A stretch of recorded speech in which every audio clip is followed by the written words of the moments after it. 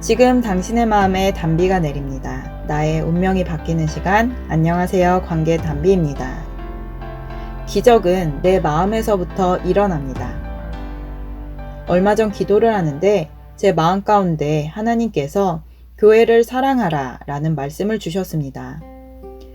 그런데 이 말씀이 제 양심을 마구마구 찌르고 하나님께 너무나 죄송한 마음이 들면서 회개가 나왔습니다. 사실 저는 그동안 제가 충분히 교회를 사랑하고 있다고 생각했고 교회를 위해 헌신하고 있다고 생각했습니다. 그러나 하나님은 마음의 중심을 보시며 우리 영혼의 가장 깊은 곳, 은밀한 곳까지도 명확하게 알고 계신 분이시기에 그분 앞에 서면 아무것도 감출 수 없게 됩니다. 제 속에 있는 모든 어두운 것들이 하나님 앞에서 밝히 보여졌습니다. 사실 저는 늘 우리 교회의 외적인 환경에 만족을 못하고 아름답게 지어진 새로운 터전을 갈망했습니다.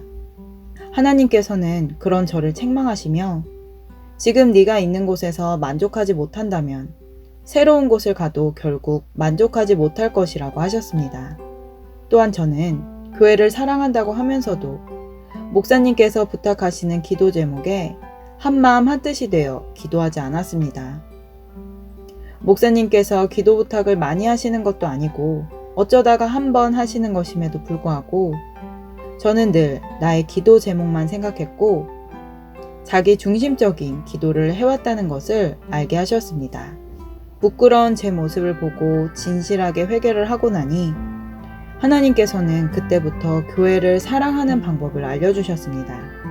사실 교회를 사랑하는 방법은 아주 간단합니다.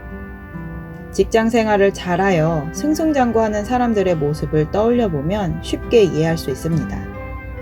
첫째로 직장 생활을 잘하는 사람은 다른 사람에게는 없는 적극성이 있습니다. 그들은 마치 자신이 사장이라도 된 것처럼 주인의식을 가지고 일을 합니다. 주인의식을 가진 사람은 자신이 소속된 조직이나 그룹에서 유난스러운 사람입니다. 그들은 보수가 많든 적든 유난히 성실하고 유난히 적극적입니다.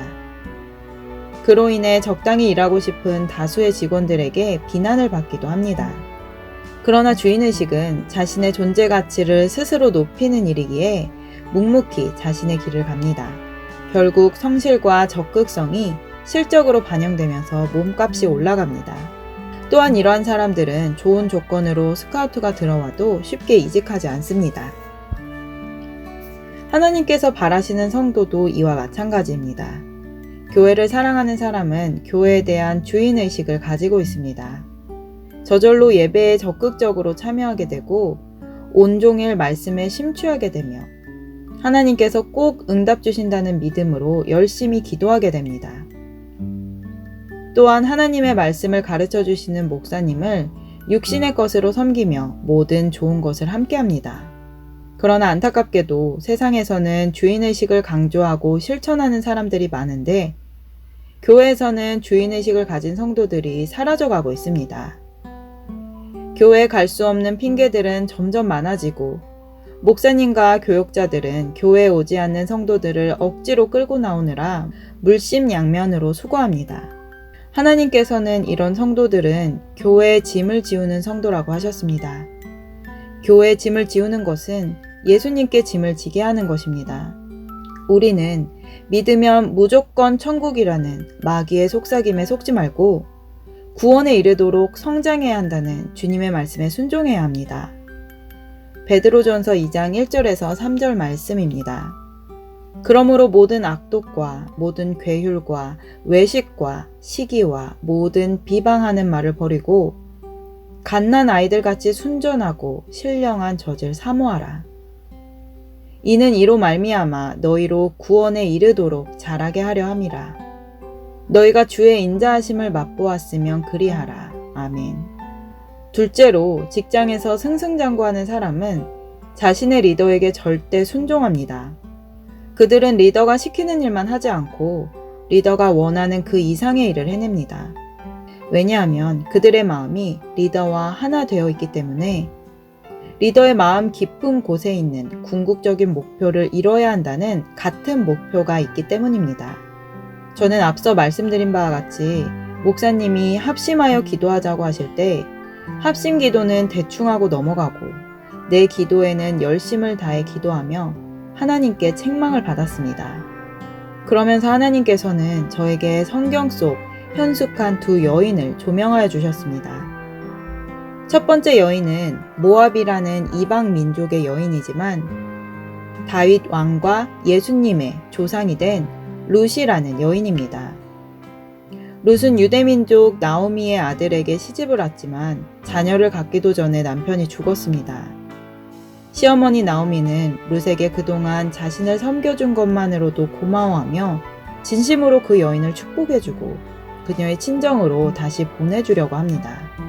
그러나 룻은 세상 사람들의 눈으로는 아주 바보 같고 어리석은 결심을 하였는데 그녀가 얼마나 엄청난 발언을 하였는지 성경에 있는 그대로 읽어드리겠습니다. 룻기 1장 15절에서 17절 말씀. 나오미가 또 가로되 보라 네 동서는 그 백성과 그 신에게로 돌아가나니 너도 동서를 따라 돌아가라. 룻이 가로되 나로 어머니를 떠나며 어머니를 따르지 말고 돌아가라 강권하지 마옵소서. 어머니께서 가시는 곳에 나도 가고 어머니께서 유속하시는 곳에 나도 유속하겠나이다. 어머니의 백성이 나의 백성이 되고 어머니의 하나님이 나의 하나님이 되시리니 어머니께서 죽으시는 곳에서 나도 죽어 거기 장사될 것이라.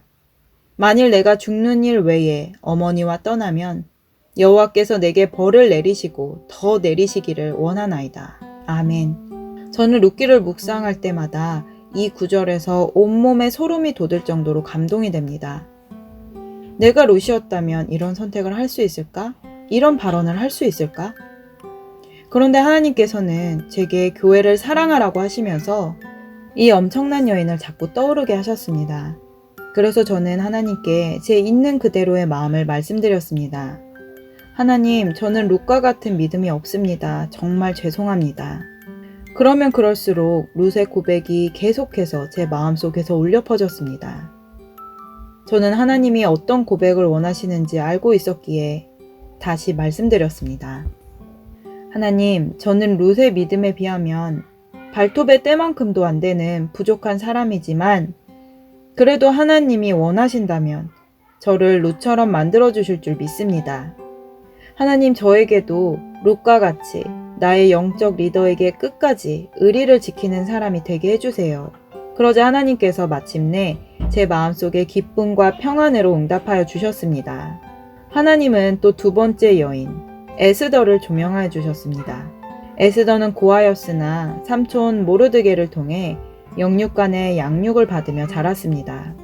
그녀 또한 모르드게를 영적 아버지로 따랐고 하나님의 특별한 은혜와 계획으로 왕후가 되었음에도 불구하고 교만하여지지 않고 왕후가 되기 전과 같이 모르드게의 말에 순종하였습니다. 그녀의 목숨을 건 순종과 결단으로 인해 유대민족을 구할 수 있었습니다.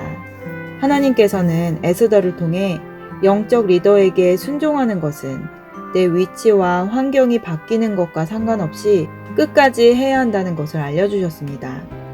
또한 에스더가 자신의 목숨을 하나님께 맡긴 믿음이 제가 가져야 할 믿음임을 알려주셨습니다. 그날 밤 꿈을 꾸었습니다. 저는 뉴욕 한복판에 서 있었고 갱단이 무작위로 총을 쏘아댔습니다. 사람들은 패닉 상태가 되어 소리를 지르며 뛰어다녔습니다. 저 또한 그 순간 죽고 싶지 않다는 생각만 들면서 그 사람들과 같이 숨을 곳을 찾아 뛰어다녔습니다. 그런데 아무리 찾아도 숨을 곳이 없었고 총소리는 점점 더 가까이 들려왔습니다. 꿈인데도 불구하고 너무나 생생했습니다. 그때 제가 아차, 어차피 나는 죽어도 하나님 나라에 가지 라는 생각이 들었습니다. 그 순간 죽음에 대한 공포는 사라졌고 저는 그 자리에서 그냥 멈춰섰습니다. 그리고 두 손을 하늘을 향해 들며 하나님, 제 영혼을 주님께 부탁드립니다 하며 서 있었습니다. 마태복음 10장 28절 말씀.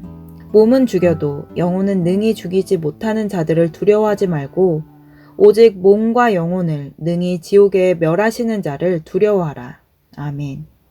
여러분, 하나님은 우리를 사랑하시기에 죽음에서 생명으로 구원하시기 위해 오셨습니다. 그러나 우리가 예수님을 믿으니까 당연히 천국에 간다는 생각을 가지고 있으면 마귀가 주는 유혹에 쉽게 넘어갈 수 있게 됩니다. 예수님을 믿음으로 새로운 피조물이 되었다면 세상과는 구별된 삶을 살아야 합니다. 세상 사람들은 자신의 행복과 가족의 행복을 쟁취하기 위해 세상의 돈, 명예, 권세, 지식에 매여 살아갑니다.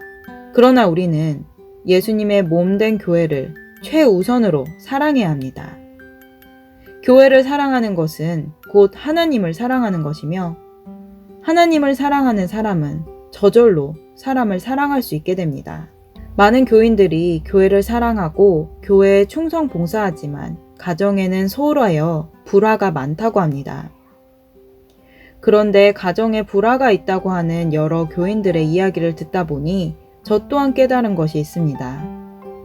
그 교인들이 교회에 충성하는 이유가 교회를 사랑하는 마음도 물론 있지만 한편으로는 가정에서 생긴 미움, 분노, 스트레스 등 부정적인 요소들을 해소하기 위한 수단으로 교회 생활에 집중하기 때문입니다. 마치 스트레스를 해소하기 위해 운동을 하거나 여행을 다니는 것과 같습니다. 그러나 근본적인 마음의 문제가 해결되지 않기에 시간이 지나면 또다시 같은 문제가 반복됩니다.